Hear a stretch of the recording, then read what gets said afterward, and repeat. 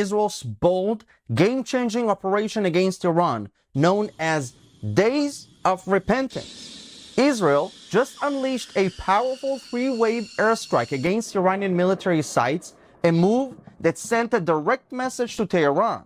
Israel will defend itself against any aggression, no matter where it comes from. So make sure that you stick around to not miss this important breaking news update. But before Israel launched the Days of Repentance operation, a forceful response to Iran's recent ballistic missile attack on Israeli soil, using over 100 aircrafts, including cutting-edge F-35 fighter jets, Israel struck more than 20 critical targets across Iran. These weren't just random hits. Each wave targeted strategic locations essential to Iran's military power, missile production sites, secret drone facilities, air defense systems, all the tools Iran has been using to bolster its aggression against Israel. It has been playing a high-stakes game, openly challenging Israel, supporting terror, and launching direct attacks. So Israel answered back. But let's be clear, these strikes weren't just a retaliation, they were a warning shot. So here's a key point you need to know about this strike. Israel, unlike its enemies, was very careful with its approach. While Iran recklessly fires rockets at civilians, Israel focused only on military targets to avoid harming innocent people. No nuclear sites, no oil fields. This wasn't about ramping out a conflict. It was a necessary move to hold back Iran's aggression. When a bully crosses the line, sometimes the only language they understand is strength. Israel showed Iran that it's not afraid to act. Iran may see itself as the heavyweight in the region, but Israel just showed it that it is not going to be pushed around. It's just like David versus Goliath, the small David that has taken on Goliath and defeated him. And you need to remember, those who sow violence will also reap destruction. It's a biblical truth that stands the test of time. Iran claims its air defenses intercepted the strikes and that only limited damage occurred, as well as 2 IRGC soldiers belonging to the Iranian regime that were killed in the attack. But we see Israel dismissed it. It's a total failure for Iran. The truth is that Iran's air defense systems couldn't stop Israel's precision strikes, and they know it. These strikes also targeted systems that Iran has been using to try and block Israel's aerial operations over its territory. In other words, Israel just made sure that if it has to fly over Iran again, it can. Iran has been hiding behind a veil of intimidation, but Israel just tore that down, doing a favor, by the way, to not just Israel, but to Arab countries around Iran and to the Western world. Because for years, Tehran has been enabling terror proxies across the Middle East. Hezbollah in Lebanon, Hamas in Gaza, militias in Syria, Yemen, Iraq. But here's the reality check. Israel is not going to let Iran dictate its future. Now, what's really amazing is how the Israeli Air Force managed to pull it off. The operation was executed with the kind of precision that few militaries in the world could manage. A 2,000-kilometer journey, which is roughly 1,200 miles, 100 planes, strategic radar blindings, and pinpoint targeting. The IDF's intelligence and planning were beyond impressive. According to an Israeli source, the intelligence gathered was practically science fiction.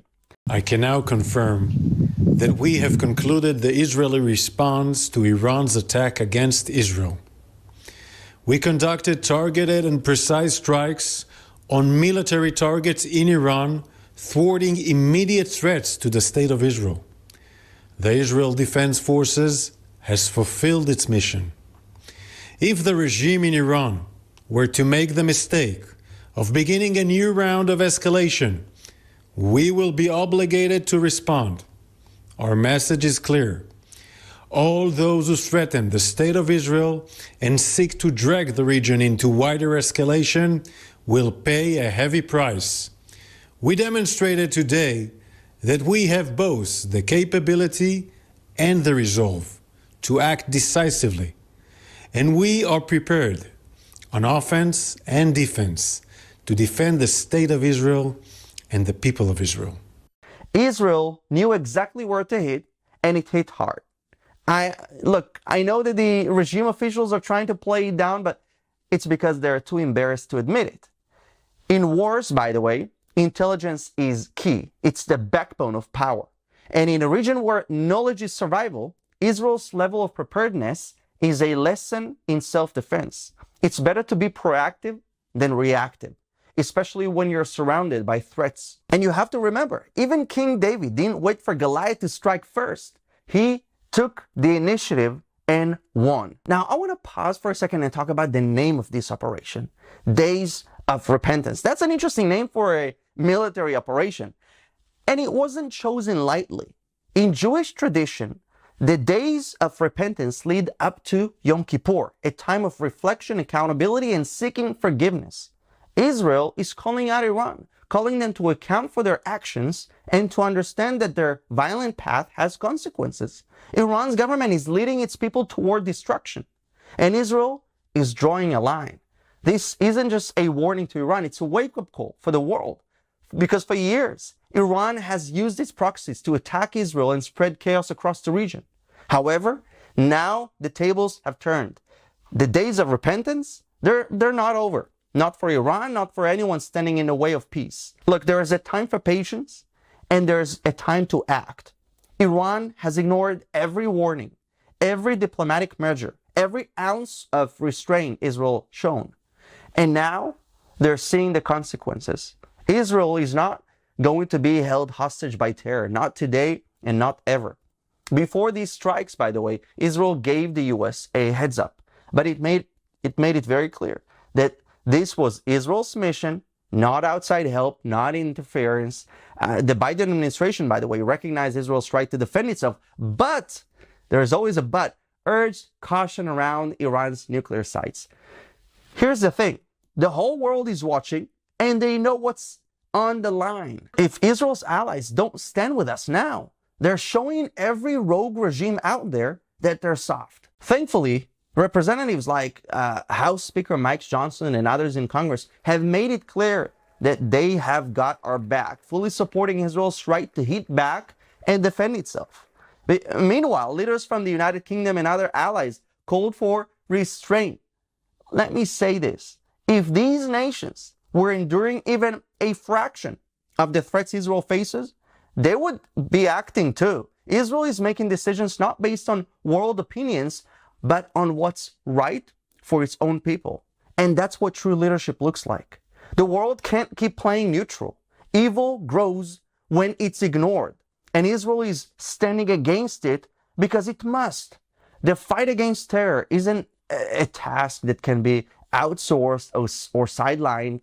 Today it's Israel. Tomorrow, who knows? It could be you. But the big question is, what are we expecting to happen here in Israel? So following the strikes, Israel's Home Front Command didn't change its alert levels, signaling to Israelis that there's confidence in Israel's defense and readiness for any backlash. But I gotta say, I don't think that Iran will hit back because, first of all, this was a response to their attack. And they also know that Israel did them a favor by not striking more targets. And they know that they don't have the support of the Iranian people, unlike in Israel, where the public strongly supports decisive actions by the military. So make no mistake, Israel is keeping a close eye from Iran's borders to its proxies in Lebanon, Gaza, and everywhere in between. Tehran can spread all the propaganda it wants, but Israel sees right through it. That tough talk from Iran, it's just fear in disguise. This operation has shown Iran that Israel has the means, the intelligence, and the will to defend itself. Every time, without hesitation. Israel doesn't take pleasure in war.